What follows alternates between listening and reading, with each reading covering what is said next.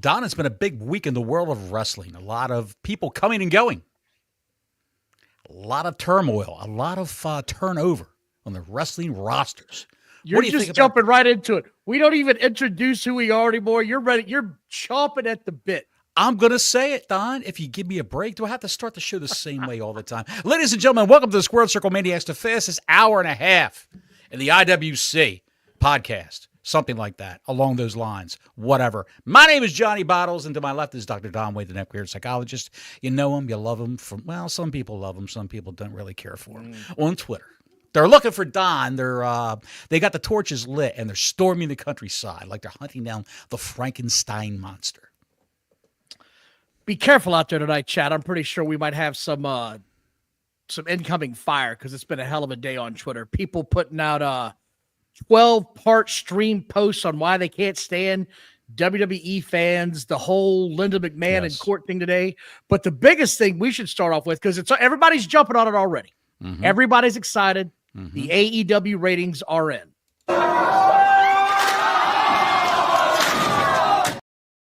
And they're about like that. Just 579,000 people. Way down from a week ago. Way down from what they've been doing. This is not good for this company, especially considering they're going to Australia where it was supposed to be a stadium show. They had to move it inside. The people in Australia are bitching because they're saying they thought it was going to be a pay-per-view. This is not me saying it. This is what people that are attending it saying it. Mm-hmm. They tried to get refunds. Mm-hmm. They wouldn't give them refunds. Mm-hmm. So we're going to talk about all that. There are people who lived by the original arena, and now Brisbane's like an hour away. So they offered them tickets, but they didn't discount the tickets. But the tickets for Brisbane, if you want to buy a ticket to the show, if you're in Brisbane or you just haven't bought one yet and you're going to purchase one, they're 2 for $1. Here's the other part about all this. This was the go-home show. Last night was the go-home show. This was it. For this special edition, a pay-per-view, wink, wink, worthy edition of Collision. Just real quick, because we're not going to talk about all that right now. We got a bunch of other stuff to talk about first. By the way, thank you all for watching. Please like and subscribe if you haven't already. Hit the notifications button, the ring-a-ling on the ding-a-ling. We appreciate everybody for being in here tonight. That's not the way you want to go home with one of your lowest numbers, because the other company's doing quite well. I don't know if you saw this or not. So I called Bottles this week, and I said, man, I tried watching Raw. I felt like I was watching the same show a week ago. Turns out my dumb ass was. I didn't say anything to you about that. I just feel I'll just let him I'll let him rat himself out on that little faux pas that he made, and he'll recover, and we'll pretend it didn't happen. Now you got to tell everybody. I called Bottles and I said, Usie's doing the same shit he did a week ago. I watched 10 minutes and I had to get out of it. I couldn't stand it. I felt like I was watching a replay. Heel Usie? Was it Heel Usie? You said Usie's doing the same shit, because Heel Usie does the same shit he did yesterday. Well, not anymore. Yeah, rest in peace. Rest in peace, Heel Usie. That account's gone from Twitter. But so I ended up watching the real Raw this week while I was actually in the garage, doing a little workout, if you will. And the start of the show was pretty good. I didn't hate it. Gunther came out and just kicked the shit out of Usie right out. That was the best part. You know what I'm saying? Like, that's the best part. Yes. Best part. I thought that was good, but now we've got our first world title match lined up. It's going to be Gunther versus Usie. I'm telling you, there's going to be a third man in that match. You keep saying that. By the way, Tanisha's saying that the Super Chat's having problems. We might want to look at that. Either way, look. What? I thought it started off well. I wasn't mad at it. I watched the whole thing in about an hour and a half, to be honest. I only watched parts of matches. When I could tell it was going to commercial break, I immediately started hitting that fast forward button. You know what I mean? That's the best part about the Netflix WWE Raw, is that I could just skip through the stuff that I'm not really overly interested in, these throwaway matches that they tend to have all the time. And they do. As a WWE person that watches it, I'm a fan, but they have too many throwaway matches where I don't feel like there's enough invested sometimes. And you can have good matches with guys that got issues. They used to do all the time with tags. They'd have singles guys and tag matches. So you got a little taste of it, right? The Stone Cold rarely wrestled on Monday Night Raw in singles matches, but you'd see him tag every now and then. And he had segments throughout the night. That's sort of where segments throughout the night. Yeah, absolutely. He was he'd come out and do a promo or just stun somebody backstage or in the ring or whatever. He didn't have to have a match all the time. He didn't wrestle all the time because he was banged up. Bad neck, bad knees. But, I thought the first part of this was pretty good. You okay? I'm not really excited about seeing this match again, though, Bottles. I'm going to be honest. Neither am I. That's why they have to spice it up, Don. They either have to put a special stipulation on it, which they probably will, because he said he's going to torture Jey Uso from now until WrestleMania every week. He's going to torture him. So Monday night was just the beginning, and then it's going to go on and on from there. When the Elimination Chamber comes up, the winner of that match will be, I believe, in this match. I don't think so. I completely disagree. That other person could say, hey, I'm taking on Gunther. The safe bet would be, I'll take on Cody Rhodes. That's the safe bet. To spice up that Jey Uso match, throw somebody else in there. I firmly believe CM Punk is going to win this, and he's going to be the guy that challenges for the title. I firmly believe that because on this Raw, by the way, one of the other things that got my attention real quick was the CM Punk promo. Easy, Cowboy. Easy. Warrior JWR, AEW is like watching the Freebird. What was your excuse entrance? It's a disaster you don't want to look away from. Watching the Freebird. AEW is like watching the Freebird. Explain that to me.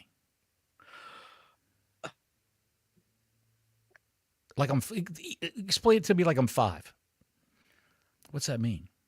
To me, I think he's talking about the Michael Hayes singing a song or something like that. The Freebird Michael Hayes.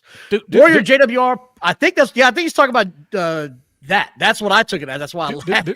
Because that dude is just all over the place, man. He is a hilarious act. Yeah, there we go. There it is. The Freebird's entrance they tried to sing. That's what I thought. Bad Street, Atlanta, GA. Thank you, Warrior JWR. Yes. That's great, man. I thought that's what you were referring to was Doot singing songs and shit. That's always classic. I think AEW needs a little Michael Hayes. Spice things up. They could use a lot of Michael PSAs. But back to the Punk thing. The Punk promo was great. He's been killing it lately. There's nothing new there. He's a draw. You want to watch him. Here we go. Beer Man hit it. It's the Jimmy Garvin entrance video. Of course. Beer Man is a connoisseur of 1980s NWA. Thank you, chat. They're getting all over it, man. They're getting all over it. Our chat's deep, pal. But I liked it. But the thing that got my attention was Logan Paul came out and interrupted him. So now you get a little taste of that? Like you getting all these little... Jake Paul, sorry. Is it Jake Paul or something? It was late. Logan Paul. You were right the first time. Logan Paul is WWE. Jake Paul's well, they're going to fight each other, so I'm getting them confused again.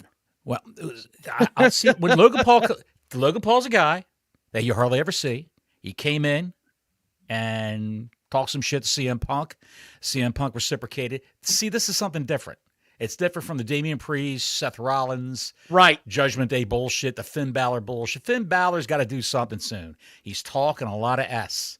He's got to do something soon. He's got to get a belt or actually hurt somebody badly.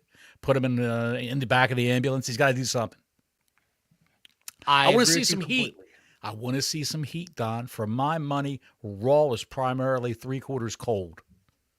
It's not heating up right now, and I agree with you on that. No.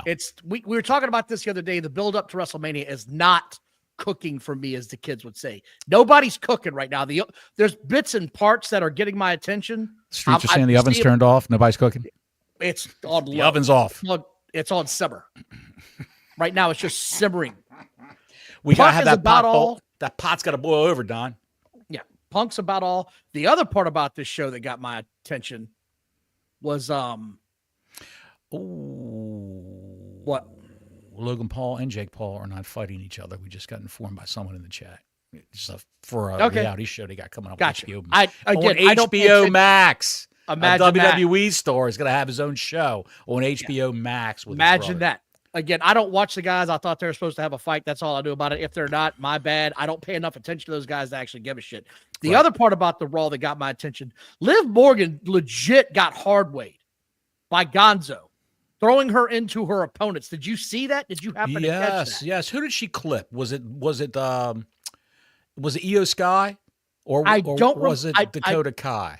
I don't remember which one it was, but it was the shit on her arm. All the gems, leather all that shit. The phony gems and shit like that they have glued to their tights and stuff. That clipped her. And I give Liv Morgan a lot of credit, man. She was busted open by her eye socket, and she was still in the match and still wrestling. And a lot of people say, oh, when she got that drop kick when Io Sky hit her with that missile drop kick off the top rope, which was a hell of a drop kick. Both feet. Yeah. And she did a back bump and jump, sprang back up. That's not how it happened. No, I went and watched it in replay like 3 times to make sure I could catch it. I made sure it's when she hit her in the arm, that thing busted open. I was like, oh shit, she got hard way the hard way. Because you could see it immediately when she went down. She was like, oh my God, what the hell was that? And she took a picture and posted it the other day. I mean, it's a pretty good little knock there. When shit goes down like that in the ring, as soon as the ref puts gloves on, that's what had happened. Yeah, 10 seconds before he puts the gloves on, that's when blood was drawn. So, yeah. And I give her credit. She even did a promo backstage with Dirty Dom and Finn Balor where she was still slashed open. They probably just put Vaseline all over to stop the bleeding and whatnot. Have you ever crazy glued a cut shut? No. What I got when I was in the service, we didn't get those, but that's the first time I found out about staples in the field. Right. I saw the infamous match when... Was it when Cena was wrestling Seth Rollins? He got his nose broken, then he got cut, and they glued his cut shut. I think that was Brock Lesnar, wasn't it? Yeah, I think when he wrestled Lesnar, he cut, and they glued it shut with crazy glue, and he went back to the ring. Yeah, that was it. And they even did it with Finn Balor when he split his head open in some match with somebody when he's a babyface. They glued his cut shut, and then backstage they put like 13 staples in his head. Nice. So, but I've done that. I've cut my hand and actually pinched it and opened up the crazy glue and drew a thin bead of crazy glue across it and just held the skin together. And that shit works. It actually works for a cut. Kids, don't go putting chemicals in your open cuts. He's kind of out there. Some of the shit he's done in the past has directly affected his train of thought. Don't do that. Like they used to have on the WWE vignettes. Don't try this shit at home. Linda McMahon was... I'm not being interviewed for. Yeah, I'm not getting the politics. Oh, I got derailed. My train of thought got derailed, pal. I'm sorry. I just want to finish up Raw real quick. That's what I paid attention to this week. There were a bunch of matches. Good match with Bayley and Lyra Valkyria. Good match, and the Intercontinental Champion took a pin. I could have. You could have seen that coming, dude. You could have seen it coming a mile away. So anyway, why isn't the Intercontinental Champion in the Elimination Chamber? I just don't understand that. Gee, I wonder. Anyway, that was Raw. I just want to cover that real quick because the other number that came out this week, we're going to talk a couple of ratings now, was they released the Raw viewership from like last week. Not this week, but last week. And it was back up to like 3.1 million. So it got back up. And Dave Meltzer has come completely unglued about it. Dave Meltzer is screaming from anybody that will listen that Netflix is lying its ass off. They're fudging the numbers. Nothing they're saying is true because that would have to mean that a bunch of people are watching the show after it airs live. Meltzer, I'm one of them. Did. Same here. Yeah. Same here. A lot of us are doing that now. I watch Raw this afternoon. That's why I watch Raw. And a lot of us are doing that. An hour and 45 minutes of Raw. That's all it was. It was glorious. Yeah, you can spit through that thing in no time. You watch what you want to watch. I'll catch the end of a match if it's catching my attention, but that's it. But Meltzer just completely came unglued, trying to break down the facts. And here's the numbers. And it only had like 5.9 million streaming hours. And if you break that down to a 2.5 show, it comes out to actually this number. And this is what they actually stream. Meltzer, we're not all watching the whole show, you dumbass. Some of us are watching an hour and 45 minutes and we're out of there. He looked like a mental patient trying to deconstruct Einstein's theory of relativity on Twitter. It was unbelievable. Actually, this is it's an excerpt someone put on Twitter from. I didn't want to read the it Wrestling because Observer. It's so long and it's so insane. I wasn't going to read it verbatim. You can't. I've got it here. It's lunacy. He's screaming at the clouds. You lying bastards! And I'm sitting here thinking, and I asked myself, and I said it out on Twitter. Why would Netflix, a publicly traded company, and WWE, publicly traded company, lie to the shareholders on what they're doing? It's insane to me. He's Let me just ask you- having a hard time with this right now, man. Meltzer is really struggling with this. This crazy behavior, even alienating his cohort Brian Alvarez. Okay, Yeah. they even got into it with Alvarez this week again on the air. Wrestling Observer Radio. What I'm telling you right now, the man is a closet booker for AEW. Well, if he is, then somebody needs to take it away from him. Tony is running ideas by Meltzer, and Meltzer is writing these shows. He's writing some matches. He's putting things together for Tony. I'm telling you, that's what he's doing.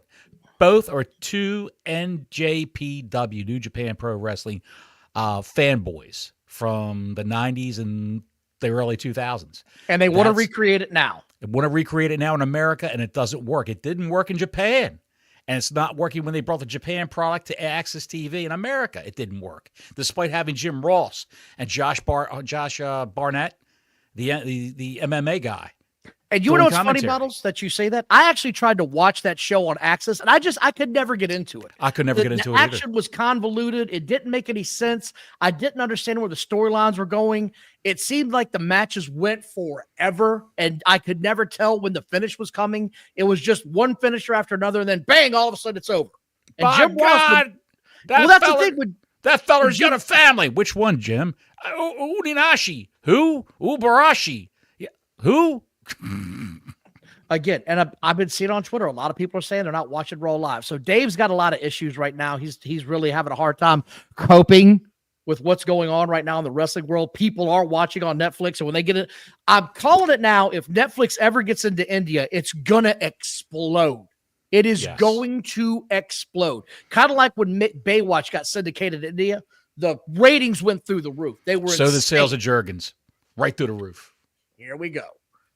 I'm just saying. By the way, thank you all for watching tonight. Please like and subscribe. Hit that notifications button. I see some folks in the chat are also saying that they don't watch it live. So we're not alone. No, some people are saying I have to watch it live. So it is what it is.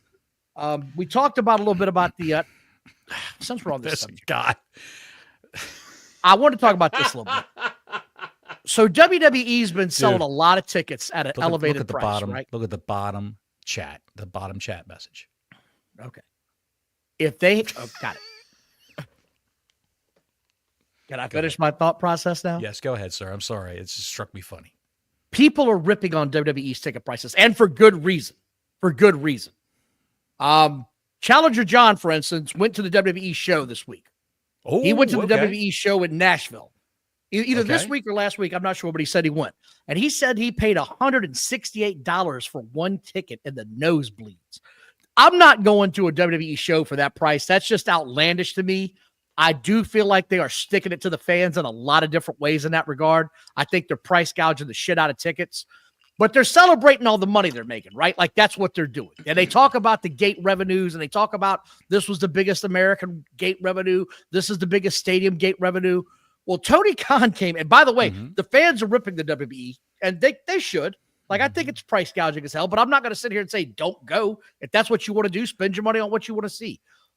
AEW, especially the diehards, are that's bullshit. You're celebrating paying more money. You're idiots. They got a business to run. Plus the fact that the demand for the tickets is there. And they're selling those tickets, man. $160 for the nosebleeds, and they're selling those tickets.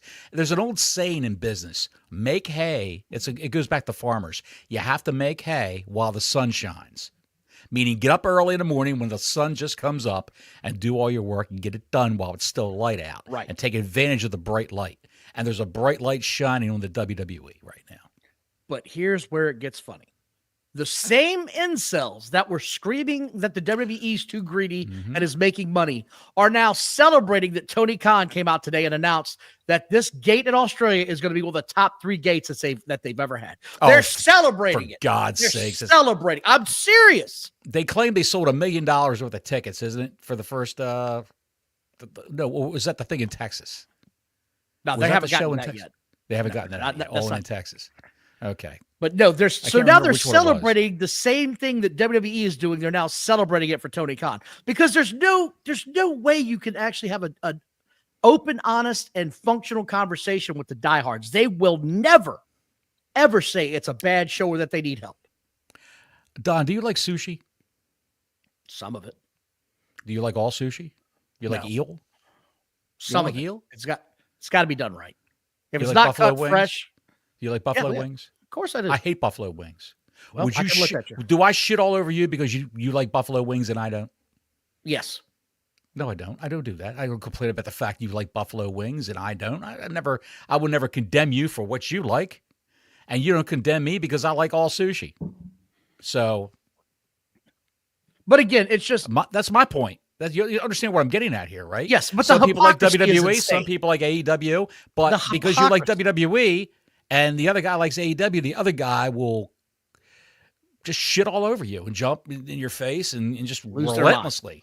What's that? Ooh, they'd lose their mind. Speaking of losing their mind. Yes, who's that? Little wrestler came out named Ricky Starks this week on another channel called NXT on the CW. I saw and they did 801,000 again. This is becoming routine now that NXT is doing 800,000 viewers. That's insane to me. But they got a big problem. Okay. Here's the big problem. If I ketchup on hot dogs, mouse. See, I put ketchup on hot dogs, and no one shits on me for that.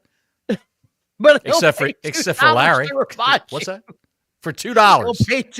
He'll pay $2 to remind you. He'll pay $2 to shit on me for putting ketchup on hot dogs. Hey, thanks, Larry. It's un-American, is what it is. Bottles. Jesus Christ! I'm gonna. Do you think Ricky? When this show's over, get a fifth of vodka and a razor blade, and my night's done. Go ahead. Do you think Ricky Starks puts ketchup on hot dogs? No, he puts mustard or relish or both. That's how he rolls. I don't think he eats hot dogs. Well, right now he's eating AEW for lunch because they kicked the shit out of them in the ratings. Sure, this they did. Is crazy. I'm sure they did. But all I saw, and I'm sure you saw it too. Like I said, NXT's got a big problem. Okay, what? The big problem with NXT is the majority of their talent that's over with the crowd is female. Essentially it's a 3/4 women's wrestling show. Okay, is what it is. You don't watch NXT. No, not only on special occasions. It is a 3/4 women's wrestling show, and they've got 2 or 3 guys that can come up to the main roster. Guys that can come up to the main roster and actually be stars. Trick Williams is one of them. Oba Femi's the other one. Now they got Ricky Starks coming in. I got high hopes for Ricky Starks. High hopes. Again, so I'm going to ask you. Go ahead, Don. I saw the Ricky Starks promo. I actually watched that. I went and found that on YouTube. I said, I got to see this. Within 17 hours that I saw, that thing was already over 600,000 views. It's up to 3 I know million it's well now, past that now. Is it 3 million? No shit. Yeah, that's what someone said on Twitter. Yeah. That's and I crazy. believe everything on Twitter. But here's what brings me back to my original point. Sorry if I'm rambling tonight. It's been a hell of a week. I like this kind of show. We're just shooting fucking topics. Well, here's my point, though. Effing topics back and forth. Go ahead. The diehards, again, were screaming that it didn't matter. Screaming that they didn't care. If you didn't care, why are you even commenting on it? The truth is, it bothers the shit out of these people. They can't handle it. When Adam Copeland, a.k.a. Edge, went to AEW, I said, I think it's not a good decision, but do what you think is best for you. What? His name is Cope. You called him by his government name. His name is Cope. I'm calling him what his damn name is. I didn't care. I didn't care. Do what you want. This is your life. If you feel like this is a good opportunity for you, go do it. Chris Jericho didn't care. Go do it. Same thing with Moxley. Go do whatever you feel is best for your career. Right. But these people coming unglued because this guy decided this company was a better opportunity for him to grow and perform and make money, and then just going insane over it. He was never a draw. He was never this. He was never that. For 4 years, all I heard about was Ricky Starks as a pillar of AEW, and we need him forever. Right. And now suddenly he's nobody? All these people said over the past year, how come Ricky Starks isn't on TV? Where's Ricky? How come you don't put Ricky Starks on TV? He can get this. He's over. He can do this and that and blah, blah, blah. How come Ricky Starks isn't on TV? You know what sank the ship with Ricky Starks? When he cut that promo with Cope in the ring. Cope, yes. Yes, Cope. And you want to know what I think, honestly? Shitting on each other. Go ahead. I think he was never one of Tony Khan's buddies, and he wasn't trying to be his friend. And I think that really rubbed Tony the wrong way. I think, and this is just me spitballing. I don't know. I'm not back there. But he never seemed like the guy that was with the in crowd in AEW. He wasn't part of the Bucks clique. He wasn't part of those guys. He always struck me as more of a CM Punk type of guy. FOP, and I think that's what got him Punk. out of there. Yes, yeah. A friend of Punk. So, same thing with Malachi Black, also a friend of Punk. He was a friend of Cody. He was a friend of all the wrong people who have crossed Tony Khan. And what I've heard, Malachi Black got out of his contract by calling a lawyer. That's what you said you heard. Yes, that's what I heard. He called a lawyer and got out of his contract. And I guess there was a lot of smoke to that fire where they let Miro loose and they let Ricky Starks loose. But no Ray Fenix. Go ahead.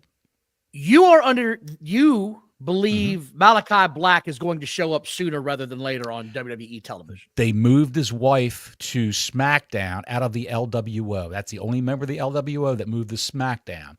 They're going to put Malachi Black on SmackDown to be, quote unquote, my thinking, the new Undertaker type gimmick, a new ghostly type individual. And I don't know if she's going to be a heel with him or or they're going to be baby faces. I have no idea.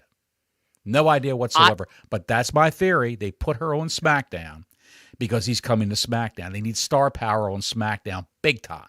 They've got Priest, McIntyre, and Knight. That's it. And I don't know where the Bloodline fits in. I heard the Bloodline's going to go to Raw for the longest time, and they bounced over to Raw a couple times, and Jacob Fatu's still on SmackDown, but he goes to Raw. He was even at NXT. Him and Tama Tonga at one point in time. So who's to say what's going on? Warrior says, Don Bottles, what do you guys think about TK listening to Cornette's podcast? Hey, we actually think he listens to this podcast because the shit that we Don and I talked about today, we talked about, did we not talk about today? Low Plains Drifter's hat. What the hell? Now everybody's wearing a hat but Low Plains Drifter. We made fun of Low Plains Drifter and his nipple pants. They pulled up to his nipples and the hat. Now that both those things are gone. They're gone. The only things that were getting him over were the nipple pants and the hat. As far as him listening, it doesn't bother me or surprise me at all. Jim Cornette has been in the business since, forever. And he knows more about the wrestling business than, 95% really of the people running the shows now. He still understands what gets a guy over and how to book a show. He's always bragged that his best work was when he was in Ohio Valley Wrestling. That's what he'll claim to this day, was that was some of his best work. And how can I argue when he made guys like Batista, John Cena, Randy Orton, he got all those guys over. I can't blame the guy for listening to him. Hell, I'd listen to him if I was trying to run a wrestling program and see what he thought about my show. Didn't we talk about what they should do with recaps on Dynamite? Yes. And they're doing recaps now. They're also doing cold opens where you've got people walking into the arena. We're going to talk about that in a minute. Yes, we're going to talk about it also because they effed it up this week. Everything we've talked about, what they should do, they're starting to push Brian Cage. He's a big guy. Now, Brian Cage is all over TV. Lance Archer, you got Lance Archer working for you. How come that guy's not on TV? Now he's on TV all the time. Thank you again, Warrior. Appreciate the 499 Super Chat. Super Chat's open. Thank you all for watching. Please like and subscribe. Hit the notifications button, the ring-a-ling on the ding-a-ling. We are trying to push our subs well past 1,100. It is a process. We are a mom-and-pop organization, but we're getting there. We are. Malachi Black, I have a completely different opinion. I don't think he's showing up anytime soon. I don't even know that he is for sure showing up. I'm not saying he won't, but let me finish my train of thought before you go crazy and jumping all over me. Go right ahead. We're too close to WrestleMania to really give this guy the build that you really want to give him. He's coming back to WWE if he does come back. I don't want to rush him into anything. I want it to be something that's worthwhile and well thought out and something that's planned. Ricky Starks going to NXT made sense because they needed a shot in the arm for the men's division because, like you said, it pretty much is a predominant female company, and they need some male young stars in there. He's not really young, but some male stars in there to start helping them out, so that's why I thought that made sense. Malachi can't go back to NXT. He's already been there, done that, got a T-shirt. Right. He can only jump to SmackDown or Raw. That's the only thing that makes sense. I don't know that Miro – I don't think Miro ever comes back. I think he's happy in Bulgaria, and he has no interest in coming back. He's not living in Bulgaria. I don't give a shit if he's living in Uzbekistan. I don't think he's coming back. He lives next door to Sheamus. That's his neighbor, Sheamus. And on Sheamus's Twitter, Sheamus doesn't live in Ireland. He lives here. On Sheamus's Twitter account today, who I follow, Sheamus, this is what happens. That's Miro and Sheamus They're having some cocktails. They're in the way. It looks like they're having some Guinness. Looks like a Guinness, yeah. Yes, in Sheamus's patio, they're having some Guinness. So the boys, look for Sheamus to arrive. I'm not Sheamus. Look for Miro to arrive. That's going to happen. Tony should hire you gentlemen to book AEW because he likes your ideas. Plus, you restore there's all right, getting that hat back on him.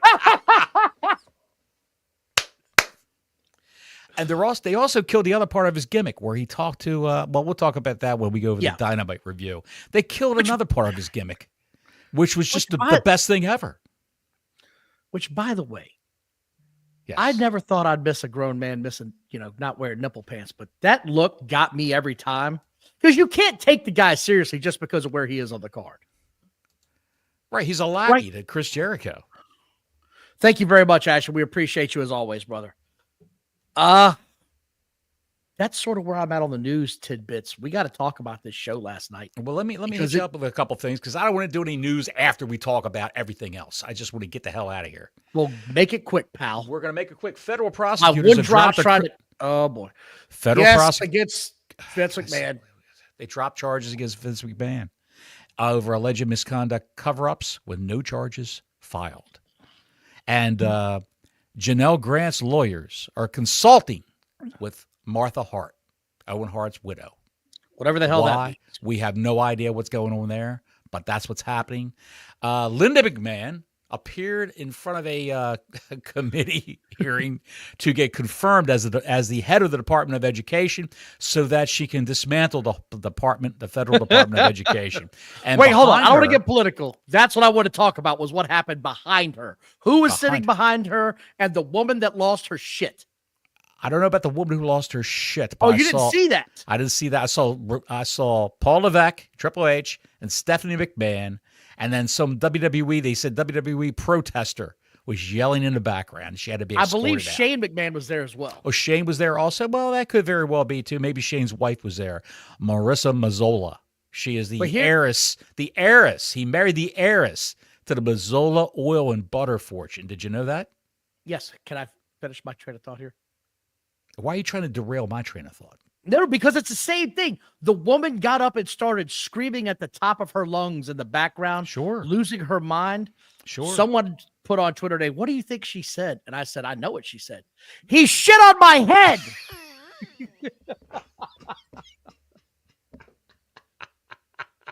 How apropos the time frame they announced the charges have been dropped. I was brushing corn out of my hair. Okay, we got to stop joking about that before somebody gets insanely upset about it. Oh, dude, if you can't laugh about that, look, come on. It's so absurd. The whole thing is absurd. It's hilarious, I think. Did you see Linda's face? She looked like Leatherface from the Texas Chainsaw Massacre. Well, I saw the whole thing. When she started screaming, she looked like she was just going to die right there. Right. Oh, my goodness. This is a woman that came from the clown industry that is professional wrestling, and she tried to look like she was in shock and awe. I can't believe this is happening right now. Was that Rita Triple H got up and tried to give the bitch the pedigree. I would have loved to have seen that. Shane picked up a steel chair. It was about to be Shane hit Chuck Schumer over the head with a steel chair. That's what I heard. Linda looked horrendous, man. I mean, but she's an older woman. Years old. She's 102 years old, yeah, but she looked horrible. Good Lord Almighty. I don't even know what to think about that. Seriously, it just shocked the shit out of me when I saw that today. But the UFC Performance Institute, they have their own performance center where they're training people down there. Did you know that? Isn't that in Vegas? I believe so, sir. I believe so. And there's a WWE man circled in red. Jacob Casper. Do you know who that man is? Casper, the friendly ghost, the dopest ghost. Everybody's got to love Casper. Over here, he's got his arms around, who's that? I you don't have know who no that idea is. what that's from, do you? Ricochet. Casper, the friendly ghost, yes. No, bruh. What? You don't know where that song's from. It's from the cartoon, Casper, the friendly ghost. No, it's from the movie Kids. If you've never seen it, it's a wreck of a movie. I've never seen the movie Kids. It's about high school kids, underage sex, parties, and all that bullshit, smoking weed and everything else. Dude, you got to watch this if you've never seen it. It's a real-life look at the 90s. It's not real life though. Oh, It's not real. It was Okay. filmed to be a documentary. It's filmed like a documentary, but they had actors You'll in see. there portraying the Right. kids. I'm familiar with the movie, okay. but I've never seen it. Moving on to the UFC Hug family. You got Daniel Cormier right in the front, and in the back is right there is one of the Creed brothers, Jacob Casper, one of the Creed brothers. What's his name? I don't know. Not Brutus Creed. All right, Jacob Creed is in the back. There he is, right there with the little circle. Olive the guy's Loaf? the guy. No, but did you know it's some? I believe it's some auto repair place in Ocala this weekend, Saturday. Brutus Beefcake and Is Jimmy he? Hart will be signing autographs. Julius Creed. That's who he is. Julius Creed. That's it. Julius Creed. Thank you, chat. All right. Jacob Julius Creed. Casper. Let's get into some AEW shit here. Let's we talk have about to? the show. Do Yep. we have to It's time. go ahead. There were 2,900 tickets distributed. This place holds 8,000 people. At least they're running smaller venues. At least they're running smaller venues. That's true. But when they say distributed, doesn't mean it That's was not mean sold. an ass in every seat. No. This thing opened up, and I don't know what was happening, but like you said, they were doing the segments backstage to show you the wrestlers, Yes. and there was no sound at all telling you anything that was happening. I said we went from the... They could have spent Megan Bain getting ready for her big match tonight versus some jobber to be named later. Here we are with John Moxley and Marina Shafir entering the building. They didn't have But any here's of that. what happened. Yes. In like a minute and a half, you saw the Hurt People. You saw the Guns. MJF to Dustin Rhodes to Timu Phoenix. No sound the whole time. Nothing. Timu, Beth Phoenix. And I said, I just felt like I got violated. It was bam, bam, bam, bam, bam. Get out of here. Team U Beth Phoenix. And Megan Bain is now Team U Beth Phoenix. Well, that's apropos. Yes, that's apropos. Dude, if you're going to steal the gimmick, I'm going to call you out on your bullshit. I'm sorry. I'm sorry. And this show did 579,000. And this is why, because the way you started off was a herky jerk moment where I didn't know what the hell I was supposed to be watching. There's no sound, and you're not explaining to me who these people are or why they matter. I'm just supposed to know because everybody that's an AEW stand watches this shit every week.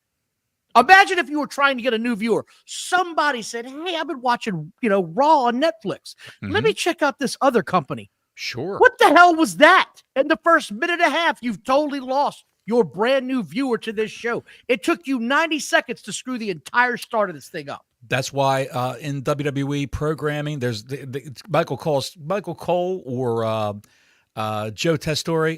They're talking a mile a minute in that first minute and a half, 2 minutes when that show hits the airwaves. After that bumper where they have the montage of all the superstars, then, now, and forever, blah, blah, blah.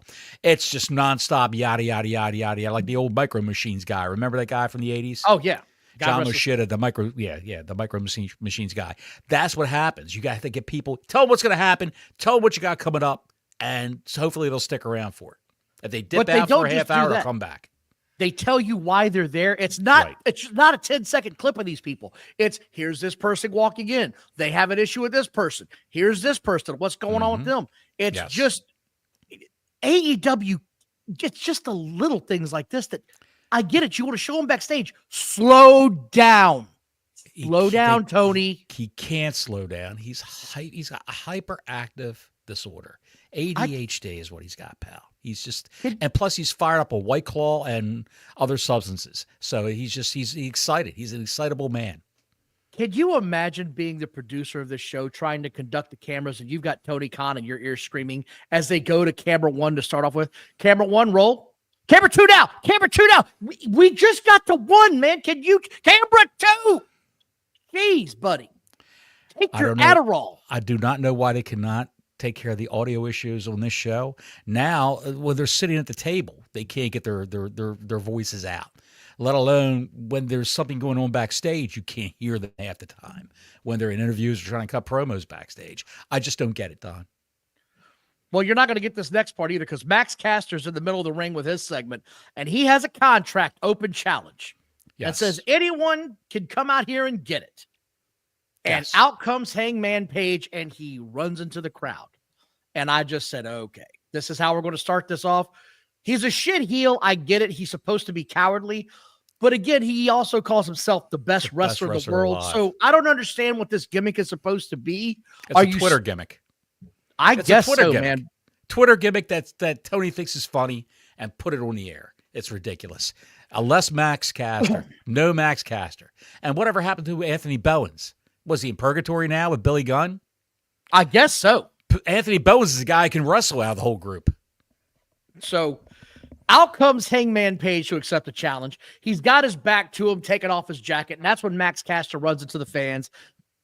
Hangman turns on. He's like, where the hell did he go? I enjoyed that part opening of this match. I said, okay, that's creative. Sure. That's pretty cool. And then all the fans people, are all the fans did what Hangman did. They said, where did the Big Bang Theory go? Where did the Big Bang Theory go? So and they came back to their TVs and saw that, and they said, okay, we're out of here. So I didn't mind it. Then we get Hangman going into the crowd to get him. And I noticed it immediately, and I don't know if you saw this guy either, but there was a dude in the front or second row with a blue hat on that was the size of a small garage. He towered over everybody coming by him. And I said, who the hell didn't tell that guy to please sit down when the wrestlers go by you so you don't make my stars look like little people? He was towering over them all by this much easily. There's some big boys I in laughed AEW like fandom. hell. Big boys out there in AEW fandom. They think it's fantastic, pal. It's fantastic. Then they have the match. Page wins. You knew it wasn't going to be long. He puts his jacket on and leaves. And like I said, I'm confused about what Max Caster's supposed to be doing here. I don't get it. I'm not following what this is. None of this makes any sense to me. Why'd you open your show with a comedy gimmick? Well, you opened your show with a discombobulated screen to screen to screen, and then this comic gimmick. And the people tuned out right away. What the hell is this? The guy's hiding in the crowd. The guy in pink is hiding in the crowd. Anyway, I don't know. We got another. I don't know why you would do it that way, but I don't get it either. I wouldn't have done it this way. I mean, you do this at the let me up moment of the show. You don't do this in the first 15 minutes. This at like right before the 9:00 break or something. You know what Tony Schiavone said about this match? Oh God, we're easy with your voice this time. Hangman's here. I noticed that the commentating during this match got progressively worse. It was just all over the place. And there was no Taz, so it didn't help because he wasn't there to try to settle this down. And I think I don't remember who the third guy was in the booth. Nigel McGuinness. Yeah. Those three together do not work. Horrible. That's like oil and water. They are running into each other. They're just slamming into each other like a bad car wreck. And none of it's jiving. You don't need three guys. You don't need three guys doing this. You just need, if you got to have Excalibur, and either Nigel or Taz. Schiavone's got to go. He's got to go. I'm telling you, he's got to go. Some of the stuff that came out of his mouth last night, he sounded like a man that was on the edge of death. That's what he sounded like. The way he was talking. Also, by the way, thank you all for watching. Please like and subscribe. Hit the notifications button. Super chat's open. If you watched this trash last night, let me know what you thought of this. Because again, I didn't think it was a horrible start. I wouldn't have done it that way. What was Steve Carell's character's name in Anchorman? Remember he played the weatherman for the channel? What was his character's name? Biff? I can't remember. Biff something. I still know somebody in the chat. I bet Block Larry would know this. I love Steve Carell's. What was Steve Carell's character's name? I can't remember. Because Schiavone reminds me of that guy. That's just saying whatever he thinks is going to keep him there. Saying whatever he thinks is going to get himself over. Anyway, we got a Swerve and Ping Pong recap next. They're still, Swerve is like it's over. No, sorry. Ping Pong says it's over. Swerve says it's not. I like where this is going. They've got an actual rivalry. This feels like it means something. I said, okay, I can get behind this because Ping Pong can work, but he's got to slow down and Swerve's got to not be crazy with it. Right? I mean, that's just my opinion. I know you're over Swerve. I get it. He's losing his overness. He's losing his overness by fooling him with this idiot who's trying to get over. And he's more over now than he was ever over in WWE. Evan was his name. Evan. Okay, Evan was the guy's name. Thank you, Ashton. Evan. Yes. There you go. Somebody can see. He gave some money. Yes. Anyway, we're moving on. The trios match is next, which I know you were excited about. You put tweets out about this when it happened. You were so stoked. I couldn't believe how excited you were. O'Reilly Strong come out together, and then Adam Cole Bebe came out. Why is Adam Cole coming out separate from the trio that he's working with, or supposed to be working in, excuse me? The two guys that he's working with don't matter. But that's my point. He doesn't matter. None of them matter. If three skinny kids, that's what it looked like. Three skinny kids from the junior varsity high school wrestling team came out to wrestle who? The Cracker Clan. Three parts of the Cracker Death Clan. Riders. So here's my Useless, thing. Claudio Canoli, and Pac. The best wrestler in the three. In all six of those guys, the best wrestler is Pac. Hold on. He's so underutilized right now. Go ahead, Don. I'm just You're ripping on Adam Cole. I want to say this much. He was tan. He was actually tan. He didn't have spray on bullshit. He had a couple weeks off.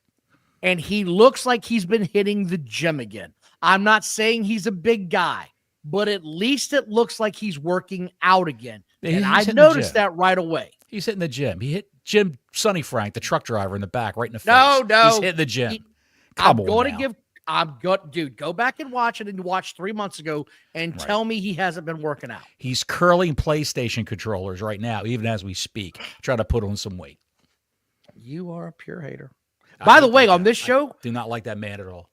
I noticed when I fast forwarded on it, it wasn't recording on HBO Max this time. It was recording straight on TBS. I got picture-in-picture back. I probably because they needed viewers for TBS. Hold on. Let me ask you something. This is a real question. Mm-hmm. The numbers went through the floor. Mm-hmm. My TBS was now showing that it was recording. The last month, it's been saying max. I asked you before if we thought they might be double dipping on a couple of these max DVR numbers. I'm just saying, I noticed this, and suddenly it drops by 40,000. Right. I think maybe 300,000 people are watching it on Max. Oh, you got jokes today. Anyway, I think maybe 300 people are watching it on Max. That's probably what it seems like. 300 people.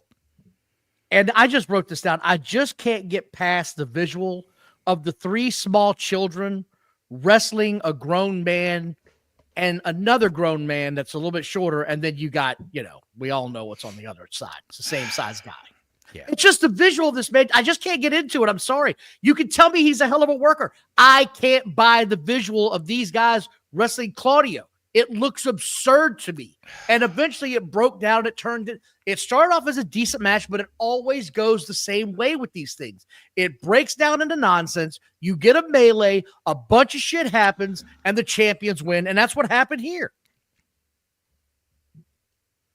I didn't like any of it.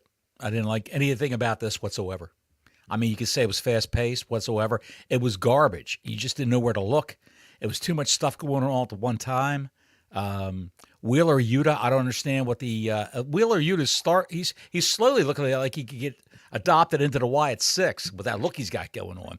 He looks like an Asian Bryan Danielson with the hair and the beard and all that. I don't see that at all. Beard. I'm just saying, with the unkempt beard, it's grown every which way. You know what I think he looks like? He just stepped off of Ice Road Truckers. That's what I see. Or he looks like the guy who jumps on microwave ovens in his backyard. What's that guy's name? Superhuman on Twitter. Oh, yeah, that guy. Superhuman, Humman, that account on Twitter. The guy looks like Wheeler Yuta, and he's just hilarious what he does in his backyard. Uh-oh, we got somebody trying to get into me and saying, oh, what if your boss finds out about what you do? Buddy, go away. This ain't the right show for you. You're clearly a child. Get out of here. What if your boss finds out what you do? Yeah, I go online. I talk about a TV show that I can't stand. Yeah. Imagine fire me now. Fire me. You could weirdos. You could tell my boss to fire me anytime you want to. I don't care. Oh, buddy. It's funny because, these people don't know what I do for a living. I'm pretty sure I'm going to be okay. I think kind of hard to fire somebody that's self-employed, dumbass. Right. Drama War 4. I guess that was his it's called a battle. Drama War 4. Hey, thanks, Drama War 4. Idiot. Eat my ass. Go ahead. Anyway, I can't get past the visual of all three of these guys in the ring. I couldn't deal with it. And then we get out of nowhere, Garcia makes his return to TBS. I haven't seen this guy in forever. God knows I'd be afraid if he was running towards me. I'd break it up. If I was beating somebody's ass, I'd break it up because Daniel Garcia is running towards me. The guy from Practical Jokers. What are they called? What are they called? Impractical Jokers? Yeah. Yeah, he looks like that guy over there.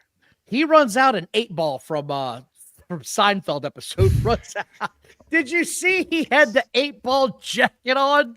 Yes. As soon as I saw that, I was like, Seinfeld has made an appearance. Call me 8-ball. I wonder where these guys have been. Garcia. I don't want to say his name. I don't want to say the guy's name because he's liable to appear like Beetlejuice. He's a slender young man. He wears jeans. He puts his thumb up in a lazy way. He wears sunglasses, aviator sunglasses. He weighs about $170, 5'8", and he beats super heavyweights. Don't want to say his name because he's liable to appear. Where's he been, Don? You know who I'm talking about. I think they've been on Saturday nights. I really do. I think that's where they've been. That's a good place for him. Anyway, I want to talk about that real quick. The next thing we get is Marina Shafir and Mox coming by, and she jumps at the cameraman like she's going to kick his ass, which is weird. Like, why are you getting in the cameraman's face? And out of nowhere, Adam Copeland, I'm sorry, I got to cope with the name, hits John Moxley in the back with a chair. That's fine. And throws her into a side room. And out of nowhere, Jay White comes running in with bolt cutters. Convenient. And all I see is her hand. Mm-hmm. And I'm like, are they going to cut this bitch's fingers off? What is happening right now?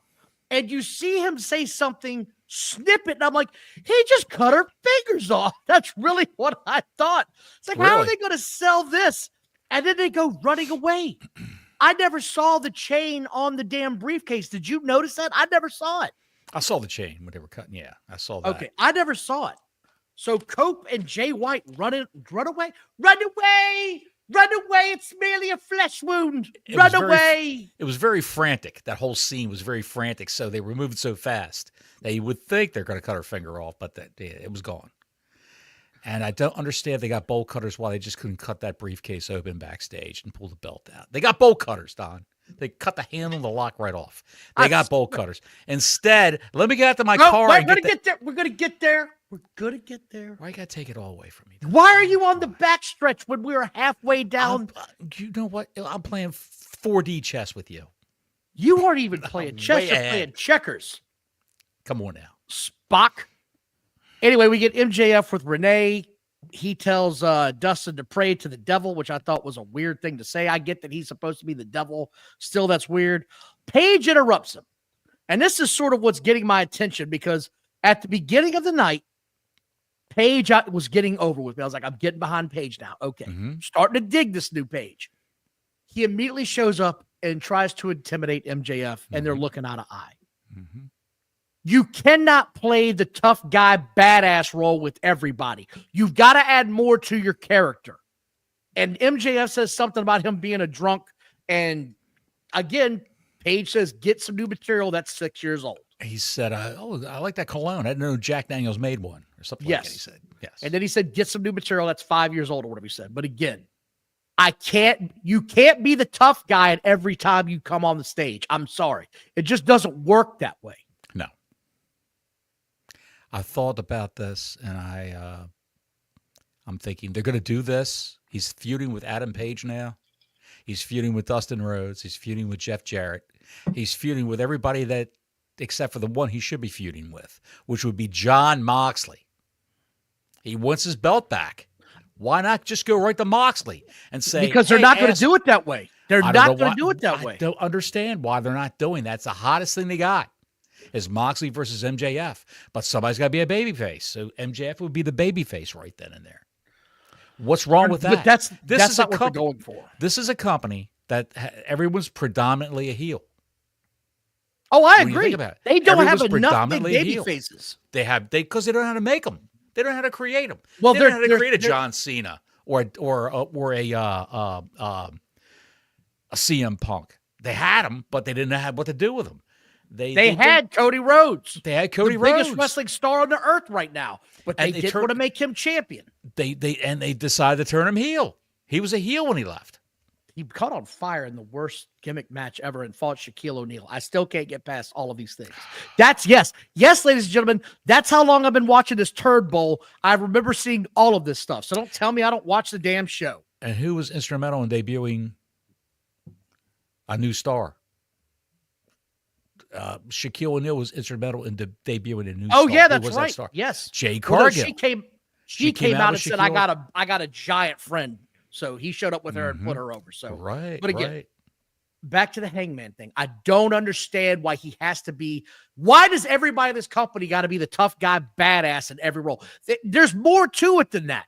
Steve Austin was a badass, but he also added comedy. He was a chameleon. He would add comedy when it was needed. He'd be lighthearted when it was needed. He'd laugh when he thought somebody was a goof. Like that's sort of where he was at. I don't understand it, man. Your stars need to be multidimensional, not one-dimensional. Either be a uber babyface or a uber heel. That's the way they're writing it. You got to have guys who are multidimensional. Like you got one, MJF. He could be a heel. He could be a babyface. He could be a tweener. But now he's in full heel mode, beating up old guys, and I don't know. Who told you this was open mic night, bitch? It's still one of the greatest scenes. Yes, someone in the chat AEW is referring to, Block Liars referring to that. Yes. So then we get Samoa Joe, Shibata, and Hook, and three randos. And the three randos. That's what it was. It was the three randos. Steve Rando, Dwight Rando, and Larry Rando. Why you got it's the hot dog reference. I get it. Hook does a move and immediately goes out of the ring. I have no idea who the legal man is, by the way. I thought it was Hook until he does the move and then he leaves. Shibata rolls in, starts beating up a guy. Joe rolls in. They double team the guy. Now Joe's the legal man somehow. Joe gets the pin, end of the match. And then Joe cuts a promo. You know why? Because Joe is a professional wrestler and does a good job. And he's over with the crowd. When he comes out, everybody pays attention to Samoa Joe. You see when he tripped the guy? The guy was running ropes and he tripped him. Yes. Again, they popped. And Joe looked at and laughed. Yes. This comes back to what I was just saying. Joe's the tough guy, but he knows how to add levity to a match. He doesn't just go around kicking the shit out of you all the time. He knows when to give you a moment that's funny. And this was a funny moment. And I was like, oh, shit, that's pretty good. Big team, Don. They're the ops, don't you know? The ops. I heard Adam Page requested time off to make Brokeback Mountain 2. Oh, shit. Y'all are cold, man. Y'all are cold. Brokeback Mountain 2. That's not good, pal. That's not good at all. Warrior JWR just throwing shade everywhere. Hard times. Hard times. Just hard times. Again, they are now the ops. I thought it was a great promo. I enjoyed everything about it. Thank you very much, JWR, for the super chat. Then we get this shit. And I said this is when it goes off the rails. They don't recover from this. Are we still in the same segment? No, we're on to the next segment. Well, you know what they call themselves in this? They call themselves the Ops, which is one of the worst names for a trio or any tag team or anybody ever. They call themselves the Ops. And I don't mind it. I don't mind Joe said when he started the promo, he says, well, I just want to tell you, patriarchy, let me tell you something. Week in and week out, we come out here. Well, he hasn't been there week in and week out. He did a run-in last week to save Hook, and this is his first match back after 6-7 months. So he hasn't been there week in and week out. I didn't mind it. And I don't mind the ops because that's a current terminology. I don't mind that either. The ops. Okay. In a minute, you're going to be my op. I hate everything about this. I didn't hate it. I'm sorry. I love Joe, but I hate everything about this. You're just a angry man. And Bailey's ex-fiance was one of the guys being beaten up. Well, are we ready for the next? Because this is where, for me, it just went completely off the rails. I watched this, and I said, I can't. They're not recovering from this. You know what went off the rails for me? Okay. When I hit start play. No, please stop. Yeah. Jericho and Renee are talking about. Hold on. Do you know what Shivani said about that last segment? Nope. A man of his size. Go ahead. Jericho and Renee are talking about Bandito, and I just wrote, holy shit, This is awful. He's literally holding the wanted sign, and they're doing the $100,000 bounty bullshit. That's what they're doing. That's what they're doing. They're doing it, and that's fine. I'm paying you to take you out.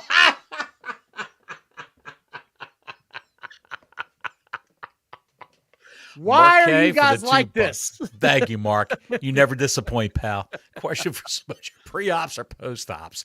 I think with that girth, he's probably a pre-op. That's what I think. Why are you guys like this? I think it's fantastic. Go ahead, pal. Thank you, Mark. Know what Tony Schiavone would say about that? He's a pre-op! All right. All right. Again, this thing with Bandito was awful. But again, low plains drifter. Now he's the only guy without a hat. He's the only guy without a hat now, suddenly. Only guy. The one thing that was getting him over was the hat and nipple pants. Jericho walked out like Bret Michaels gone to seed. He just walked out like hard times for Bret Michaels, I said. What the hell was going on here? And then Low Plains Drifter said something to Low Plains Drifter said, don't ever embarrass me again in front of Chris Jericho. And he ruins his gimmick by saying it slow. He's got to say it real fast. Yeah, don't ever embarrass me in front of Chris Jericho. Like a little Mr. T. That's the way he's got it, like a little Clubber Lang. He's got to talk like that. He ruined it. He ruined the whole thing. He was one of my favorite guys on this show just because of the comedy hour. You knew it was going to get a good laugh. You knew it. You know it. And they're ruining his gimmick. I just don't understand. You listen to me, Low Plains Drifter. You bring back them nipple pants now. You get the hat back, pal. Steal the hat back from Bandito. He's killing your gimmick. Everybody's stealing his gimmick. So then we get the Renee with Willow, which, by the way, Renee suddenly is everywhere backstage. They got segment after segment. It was so weird. Do you want to see the jarhead individual with the glasses? What was his name? I don't know. No, I know you're talking about. I don't want to see that guy. Alex Marvez. Alex Marvez. Why? You want to see Alex Marvez back? I'm the just Frankenstein of interviewers. Why are we getting so many in a row? Spread it out some. It doesn't have to be on top of each other. Do you know a lot of these can be pre-taped? I get that, but again, yes. they did this segment with Jericho, went to commercial break, came back, and she's now with Willow Nightingale. Why not? They're hanging out by the ice machine together. Why not? Let's just do all the dumb shit. They're smoking cigarettes by the ice machine out back. She walked from Low Plains Drifter 5 feet. There's Willow Nightingale waiting. Why the hell not? Sure. And out of nowhere, here comes Marina Shafir, just kicking the shit out of her. And Moxell's Copeland is a dead man walking because he's mad. Suddenly, the title matters. A week ago or 2 weeks ago, he said the title doesn't matter. I am the champion. I'm what matters. Now Cope's got the title, and he's losing his shit backstage. There is no continuity to this at all. You know what Schiavone said about this? No, I don't know. He said, it's getting hot in here, Don. No. I can't do this. Jericho time, Bandito comes out, and they have a stare down, and I said, holy shit, how small is Bandito? Because Jericho's not an overly big guy, and he was staring down at Bandito. And then we get the dumbest thing that I've ever seen, where they turn from each other and walk in opposite corners. Are they going to shoot each other? What the hell is this? Like a Wild West shootout.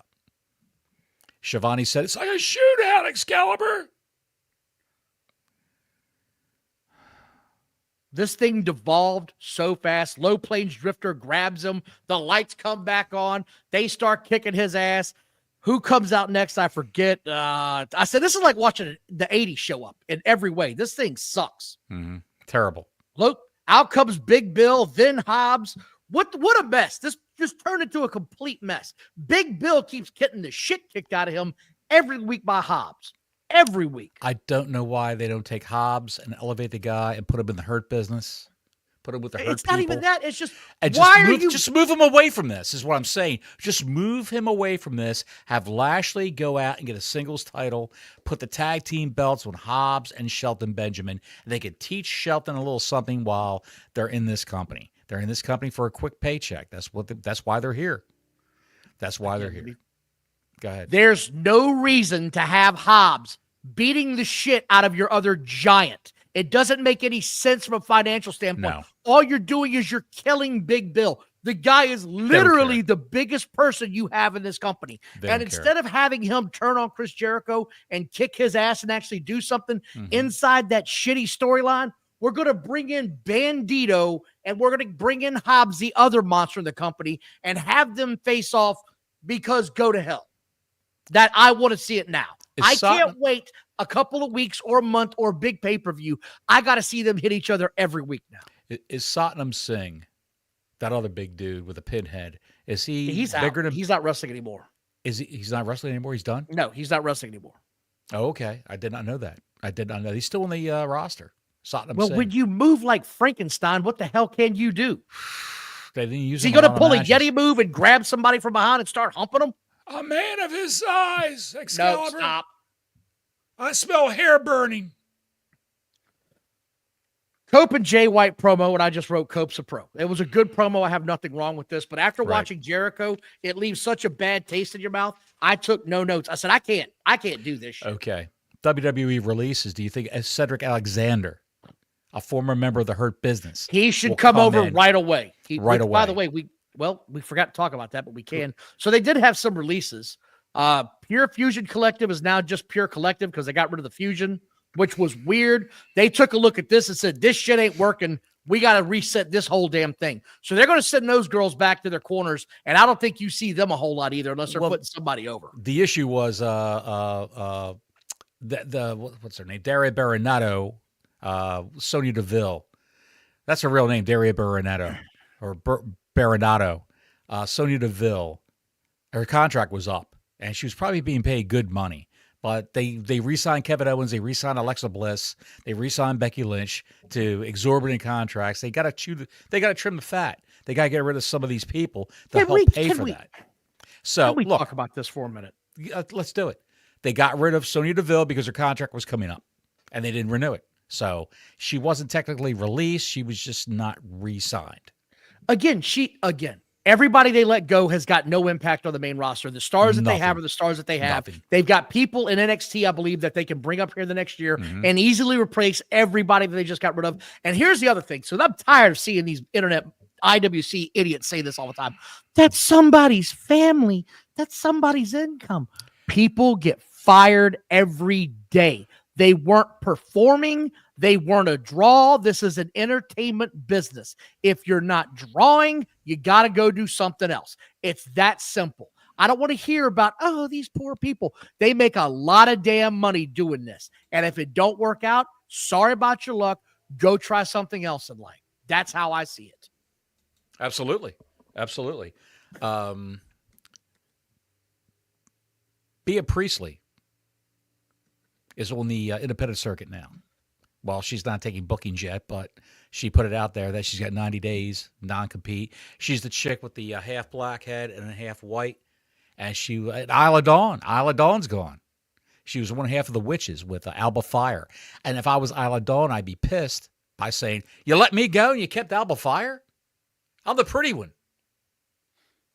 They got rid of Isla Dawn. Isla Dawn should just go to TNA after her 90 days are up. Alba Fire, if I were you, I wouldn't answer your phone. Zoe Stark, if I were you, I wouldn't answer your phone. I would screen all your calls. Right. Because they're going to cut more people because they want to bring people up from NXT. They got all these women in NXT that are ready to go. And they're all younger than what they had. Sonya Deville, she's been there 10 years. Her peak was when she was the Smackdown general manager, I believe. You remember that when Vince was there? Yeah, I do remember that actually. Yeah, she that was the actually only a role she secretary. ever got that was memorable. Yes, that's the only thing she did that was memorable. And then she was a tough enough runner-up, and they said, well, we'll hire her. Why not? Why not? A little diversity. And that's what happened. None of it matters. None of these releases matters. No. All of you crying and bitching and complaining. You didn't give a shit when they were there. Nope. You didn't care when they were there. You don't care now. I don't want to hear your bullshit. Get over yourself. You're being weird. You're being a weirdo. No one said, where's Cedric Alexander? I want to see more Cedric Alexander on my TV. Said nobody ever. Stop putting Twitter threads out with 10 damn links talking about how WWE mishandled everybody that they've ever released. Shut the hell up. You couldn't do anything with them. Oh my God. You couldn't do anything with them. They couldn't do anything with them. Billion-dollar company, but freaking Tony on Twitter knows how they should have been handled. You dumbass. Bea Priestley, they actually thought of an idea. Chelsea Green thought of an idea with Bea Priestley. They said, why don't we have her be one of my security guards? The Secret Service. Piper could dress up. She could dress up. Sunglasses, black jackets. They were going to do that with her, but they cut her loose because she had no personality. She's a great wrestler. But if you have no personality, you can't cut a promo. Yeah, that's the thing. You're gone. Wrestling only goes so far, man. It only goes so far. This is an entertainment business. You've got to wrestle some, but you've got to be more entertaining up front. I don't give a shit who you are. Steve Austin, height of his career, was after he got hurt and couldn't work like he used to, but he let his personality shine. That's the whole thing. Right. Anyway. I'm going to throw this up real quick. Mark said cut Omos, but they're not going to cut Omos because he is, what did I do just here? Okay. Sorry, I double-clicked. They're not going to cut Omos because he's a special attraction. No one else has this guy. He's 7'4" and weighs 300 and some pounds and jacked to the max. He's bigger. His arms are bigger than they've ever been. I've saw recent pictures of this guy. He's a special attraction that they don't want to let go of. I do not understand why they didn't bring him into the Royal Rumble. I don't understand it. But go ahead, Don. Anyway, next we get Dustin Rhodes cutting a promo with Renee Moxley good again, which was fine. I said the guy is a good promo. He's always been a good promo. He's a pro wrestler. He knows how to do it. Mm-hmm. And I just wrote down Renee Moxley Good's looking a little bit too happy after every one of these interviews tonight. Like there's one thing I want in my interview. Be serious. Don't show emotion. You should just take it as a straight man or woman. Straight man, straight woman. You never saw me and G be like, hey, that was a great line. That was fun. Hulk Hogan said, I'm going to grab him and said, don't touch me, pal. I got lawyers. That's how it should be. I'm the straight guy. Take it like a straight guy. I'm just here to report what's happening. Take it like a straight guy. Take it like a straight guy or a straight woman. Hello. Go ahead, Don. No, I'm not going down that line again. This match was brought to you commercial free. And MJF and Dustin Rhodes put on a good match. Yes. It was a good match. It wasn't embarrassing. Nobody was doing a million flips. Nobody was doing a million moves. But you knew he wasn't winning. You knew MJF was going to win this match. I agree. So there's no drama. Why would you have this one near the end of your program? He had no shot. He never wins, except for one time he was Sammy Guevara. He won the ROH Tag Team Championships. I don't know if he still holds those belts or not with Sammy Guevara. Sammy Guevara is in the witness protection program right now. No, dude. He's gone. He's landing on dudes' heads. No, he's not. He's still there. I know he is. He's consigned to Ring of Honor because Monet is on AEW Dynamite. Hey, what channel is Ring of Honor on? Because I never see it. I know what it's. You know what it's on? It's on. It's on WNOTHING. Yeah, that's what I thought. Yeah, W nothing. It's not on TV. So for all you idiots out there telling me Ring of Honor is still relevant, no, it's not. Shut the hell up. To be a relevant company, you have to be on television. It's really that serious. Right. You have to be on television to be a relevant wrestling company. Anyway, this thing goes on. Horrendous. MJF wins, and out comes. Oh, by the way, hang on a second. You know what Monet said in an interview recently? She wants to wrestle Athena, the Ring of Honor Women's Champion. So Athena may come to AEW television. Again, it doesn't matter. None of this matters. Saying. MJF wins. He beats Dustin Rhodes, and out comes Hangman. They fight into the crowd. Hangman gets run off by security. MJF gets in the ring, starts talking shit. Then comes back Hangman, who attacks him again, and they're all going crazy and whatever. I think Tony Schiavone had a stroke during this match. It's all the schmoz at this point in time. Then we get the women's title recap. Out comes Timu Beth Phoenix to have her match. Come on, and she's all right in my book. She's facing a sous chef. I said, oh my God, this is awful. I don't want to see her fight the sous chef. I thought she was a sous chef. She's clearly not a wrestler. She just walked in for the crowd, I think. I think so. She just wandered in. They said, you want a match against Timu Beth Phoenix? And here we go. She's in the ring. Beth Phoenix beat her like an egg white. It was glorious. Just threw her all around the ring. Did you notice her finisher? I noticed my finisher watching this match. What was it? Good God, dude. It's the F5. Pardon me? The F5. The Brock Lesnar finisher. Yes, the F5. You want to know what was funny? Besides this whole show? What? Go ahead. The announcers wouldn't name the move. What do they call it? They didn't call it anything. Look at that. What a maneuver. They didn't call it anything. And I was like, did I hear that right? Did they not say what the move was? I rewound it. I didn't see them say, I didn't hear them. They have call no it idea, anytime. dude. They have no idea what to do in this company. The WWE would have had a name for that, and they would have, they hit her with the crocodile killer or whatever. They would have yelled something out. But they have no forethought for anything in this company. She hit her with the Temu F5. You got a chick as big as her, Megan Bayne, and looks like her, and with her pedigree, wrestling over Japan and England, all across Europe. They could have called it the pedigree to really send the shot. That's actually a good idea. They could have. What if they called it the pedigree? This is Why our not? version of the pedigree. Why not? Why not? They could have if they wanted to, if it's not You wanna know- copyrighted. But I don't know why they haven't. I don't know why they didn't talk her up more. I just don't understand it. She's going to be fodder for Mercedes Moné. This woman is the House of Glory champion, female champion. And Mercedes Moné is going to House of Glory, I think, at the end of this month to wrestle her. And you know what's going to happen when she goes to House of Glory. You know what's going to happen with that belt. Mercedes Moné is going to have a That's fifth a real belt to company. carry around. It's just House of Glory. House of Glory hole. Hog. House of Glory. Hey, hey Don, let's go down to House of Glory hole. Coming to the stage next, we got Temu Beth Phoenix. Give it up, boys. Timu Beth Phoenix is down here. I'll buy you a beer, Don. I'll buy you a shot. I'll Awful. drink This whole thing, this the glory sucks. hole. They won't say what her name is or what that finisher is because they wanted to make fun of Brock Lesnar and they called it the diverticulitis and then wanted to back off of it once he actually got that. That's what they called it in the game. in was the Fight Forever game, diverticulitis. yes. The Yeah. They said, diverticulitis. no, actually, Sockface came up with the name and it wasn't like that. He wasn't trying to make fun of him. Yeah, they only call it diverticulitis because the most famous guy that ever used it got diverticulitis. He was Right. being an asshole. He got called out. Karma's a bitch. Get over yourself. Need I say more? Anyway, Statlander comes out. She stares her down. She has a match against Penelope Ford. Fast forward time is induced. Then Bayne comes back and gives her an F5. So I guess we're going to see that match. And then after this, we got the highlight of the entire show. What's that? The Aussie Chicks puppet song. She is over with me. I don't care. The woman has talent. I said Harley it Cameron. last week and the Harley week Cameron's before. very good. Harley Cameron has real talent. Real talent. She is super over. She is what Tony Khan has been looking for in the women's division. Another star that actually Sure. has drawing power. Sure. Because the tarps will get laid out and they'll watch every match that she has. But here's the kicker. She's actually really talented. She can sing. She can tell jokes.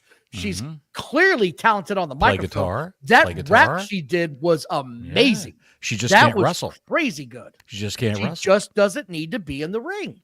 Doesn't need to be in the ring at all. And I she's thought not this winning. She's not winning on Saturday. Right. It's just, you know what Tony Schiavone said about this segment? Oh God. Put your hand in me. Go ahead. I don't think that's what he said. I think he had a stroke through this entire show. He was just yelling things out, random things out. It was horrible. By the way, thank you all for watching. Please like and subscribe. Hit the notifications button. Hit the ring-a-ling on the ding-a-ling. Super chat's open. I don't want to talk about the next one. The Hurt People versus the Guns. You knew how it was going to go. It wasn't a bad match. It wasn't a bad match. It wasn't a bad but match. you knew how it was going to go. That's my only complaint. Other than that, it was a professional wrestling match. Yes. Yes. The Gun Boys looked good. They put on a nice showing against the Hurt People. But then you knew what was going to happen. And I'm glad since Shelton sold through the entire match, I'm glad Shelton actually got the pin. Storm and Mariah May have their big deal. They're about to have a huge match in Australia. That's a big deal to them. Right. And then get this. My DVR froze. Really? It did not record the overrun. It was an Adam Copeland thing. I was able to, luckily, I switched over right in time. Like I was only missing it by about a minute. Because like I said, I always start it way late. Out of nowhere, Adam Copeland's in the ring. He gets out his 2x4 bat thing with spikes all in it and calls out Moxley. And Moxley comes out and I don't understand what this was supposed to do. I don't understand the angle they're trying to get over. Copeland says something to Moxley about the belt. He says, give me a title match or I'm going to destroy this title. That's what he said, right? Right. That's what he said. And Moxley said back in past interviews. A week ago, 2 weeks ago. Don't care about the title. This is the championship. I'm the championship. It's in me. And now suddenly he's like, I'll give you a match. Just don't don't hurt the title. And Cope goes, this is what I think of your title. And starts beating up the briefcase with the bat, with spikes on it. What in the hell was this? And then they all ran down and worked over Jay White and Copeland. And they decided to Irish whip men into the ropes and do a wrestling move on them when there's a 2x4 with 59,000 nails sticking out of it laying on the mat that they could have picked up and worked these guys over with, meaning Copeland and Jay White. They could have hit them with their own weapon. But they didn't do that. Let's Irish whip them into the ropes and do a backdrop. I'm holding a bat with spikes. Screw that. You're going into the ropes, buddy. Moxley, at the end of this whole thing, actually got smart and grabbed that thing. And he got knocked down and everybody took off.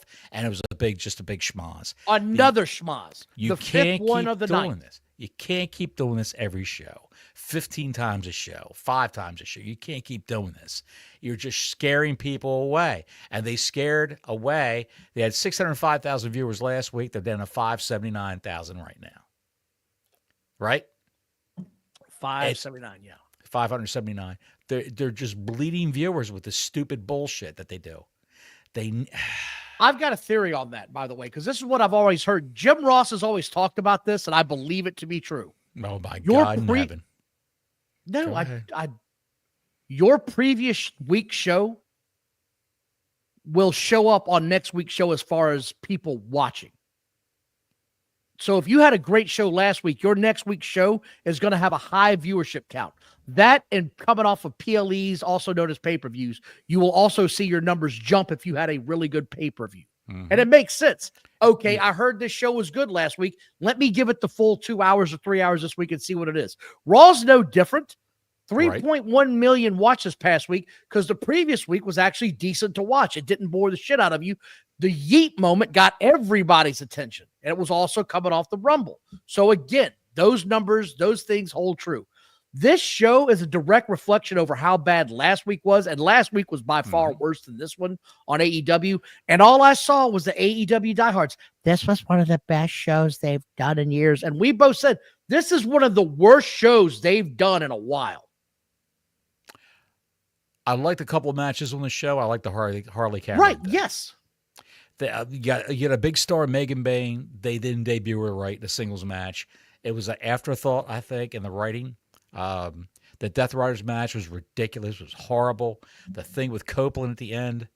Copeland, oh my God. The guy looks horrible. He looks 1,000 years old. With the big eyes. He looks horrible. He looks his age, which is not young. I'll just 52, say that. 51, 52 years old. And he looks like a guy that's had the matches he's had. Right. He's had some crazy-ass bumps. Yes, he has. And he's approaching Jericho territory now. With Go Away I wouldn't Heat. go that far. Come on now. I'm not going that far. He's getting there. I'm not going that far. Copeland, you need to change your gear. You need to dye your hair. You need to trim that beard back so you don't look like an old man. That's what you need to do. No, I agree with you on that point. You need to look younger, like especially in the entertainment business. You've got to look younger. And let's face it. Hey, AEW fans, guess what? This is a wrestling entertainment show. It's not a sports entertainment. It's not an actual sports program. Right. It's predetermined. Not a sport. If it was UFC, sport. If it was UFC where it's every man for himself scrapping, then it would be very interesting. But these are storylines. Try to get people to watch this show. It's predetermined outcomes, and despite what you may think, nobody's actually winning. Nobody's actually losing. However, no, the you're company's wrong losing. There. They're losing You're viewers. wrong there. What's yeah, that? I was going to say They're fans losing are viewers. losing. We're losing the fans right are losing, now. Yes. And it's sad. Do you look for this to be an actual viable alternative to WWE? No, it's not. Is it I actual was viable? told that's what it was. That's what you were told what it was. So was I. It's actually a viable alternative to MLW or TNA, not to the WWE. They're not even in their league. I'm waiting right now for Ray Fittix to be released. I'm waiting for That's Britt the next Baker to big get domino out. to fall. That's the next big domino to fall. Yes, I don't you give a know what shit he's about doing. Britt Baker. I don't give a shit. Oh, I do, for the drama. For the drama. Purely for the drama. I'd love to see her go to NXT and start a bunch of shit down there. Or be on her best behavior and go to the main roster and feud with or team with Charlotte Flair. That's what I'm thinking. Speaking of which, Charlotte Flair was quiet this week. That's the other part I want to talk about. Rhea Ripley still doesn't have an opponent. Your biggest female star still does not have an opponent. What are we doing here, WWE? Charlotte Flair won the damn thing. Are we going to have like a pissing contest for the woman that wins the Elimination Chamber and they both challenge Rhea? I'm very confused on where this is going. I feel like by now he should have a much better idea of what this card's going to look like. You saw what she said to Io Sky. Yes, and that's, again, this the Raw whole after match. the Elimination Changer. I don't want to see her face Io Sky. I'm sorry. I just don't. She loves Io Sky. They're good friends. And that's why Good she for wants to do her. it. I don't want to see that Right. match. Well, she tells Triple H, can we work this out? No. I don't want to see the match. Do you want to see that match? Yes, I like to see that match. Io Sky's a great wrestler, so is Rhea Ripley. Okay, you're outvoted. You know why? Why? I know another guy that doesn't want to see that match. Till next week, Gordon Soley saying so long from the Sunshine State.